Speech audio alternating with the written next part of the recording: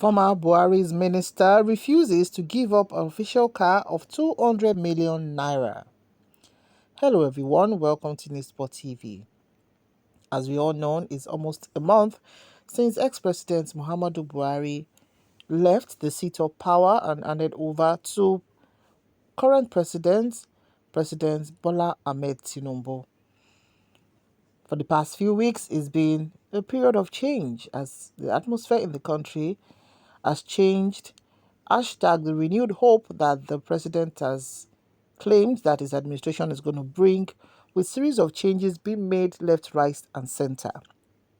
Of course, there's been a lot of shuffling going on with the CBN governor who was suspended, Godwin Emefiele, and replaced by his deputy. We also have the EFCC chairman, Abdulrasheed Bawa, who was also suspended. And we had a new immigration boss and customs as well. So a lot of things are going on with loads of special advisors as well that have been appointed. However, the whole country is waiting for the list of the ministers that could drop anytime from now. So, of course, the ministers that are maybe currently there or those who are left are expected to know what to do when, they decide to leave their appointed positions. However, this news coming around talks about a minister, an FCT ex-minister of state, who has refused to hand over our official car. Now, let's get into the news. There is palpable confusion and anger in the Federal Capital Territory following the ex-minister of state for FCT, Dr. Ramatu Tijani Aliyu's outright refusal to return the official SUV Prado Jeep, said to be worth about 200 million naira, she used during the period she enjoyed some constitutional privileges. This development comes 3 weeks after President Muhammadu Buhari's administration was constitutionally dissolved. Some management staff of FCTA who spoke with Daily Independent expressed shock that with the fleet of exotic cars owned by the ex-minister, she will still be holding on to the government's car. The ex-minister has shown the level of her greed by holding on to the SUV she used as a minister. That car is among the least in the fleet of her personal cars, so why is she refusing to return it? According to sources, tradition demands that the car be returned immediately after vacating office so that it can be serviced and made ready for other official engagements by the incoming administration. All efforts to get a reaction on why the car has not been returned proved abortive as at the time of this report, as she allegedly traveled out of the country. So this is the shocking news we are getting now, saying, of course, after the dissolution of President Muhammadu Buhari's cabinet, everybody is meant to, hand over government properties, they have with them as it should be. But how come she's now holding on to, the car and she doesn't want to hand it over? This is, quite worrying because this is very unusual and because this has been brought into the all public limelight, I don't even know how they want to do it.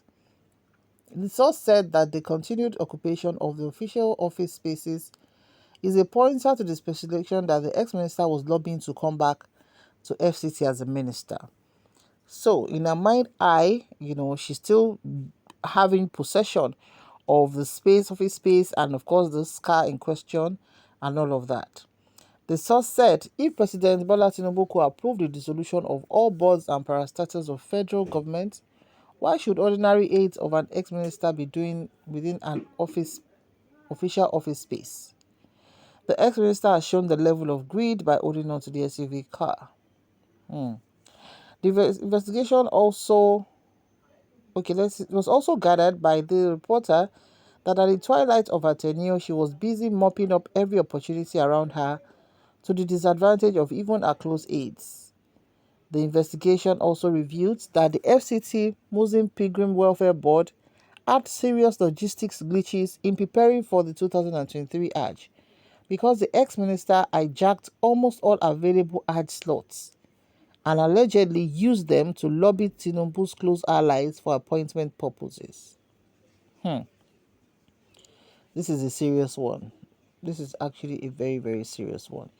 Okay, let's see if we can take some comments. Somebody said the gorgeous dame must have come from poverty.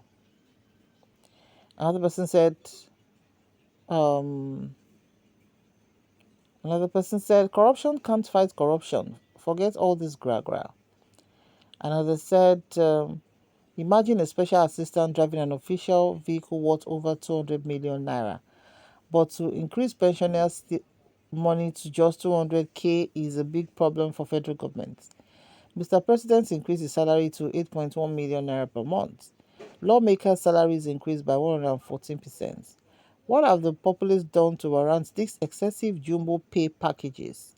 Nigerians continue to suffer untold hardship, and when they complain, they are rebuffed with, please be patient. Do we still have a viable labor union in Nigeria? Another said, let's see, these Buhari people self, with all the stealing, is it not enough for them? Another said, why are these government appointees or elected officials refusing to relinquish government properties? Why are they holding on to these assets, especially vehicles? Are they too big to take Uber or Bolt? Another person said, this kind of news is sickening. Why is the appropriate authority not collecting this? Or is she too big for even the law? That's the $1 billion question. Another person said, corruption will continue to remain in their blood forever. Another person said, a woman with a heart of gold that has touched many lives. God is watching you for trying to accuse her with such of this. So those are a few reactions that trailed the announcement that she was holding on to the vehicle or the government and everything. However, we are waiting for an official statement from her to explain her own side of the story because, of course, you know, when allegations are brought to anyone, the person has the right to, explain his or her own side of the story because this is quite an unusual one. And honestly, until it's been verified, we are not sure if truly she's been holding on to the vehicle or not. It's a political season, highly political season, where we have even ex-ministers are still lobbying to be able to either retain their current position or be given another position, while those who don't even have any political office are also lobbying to be able to be considered as well.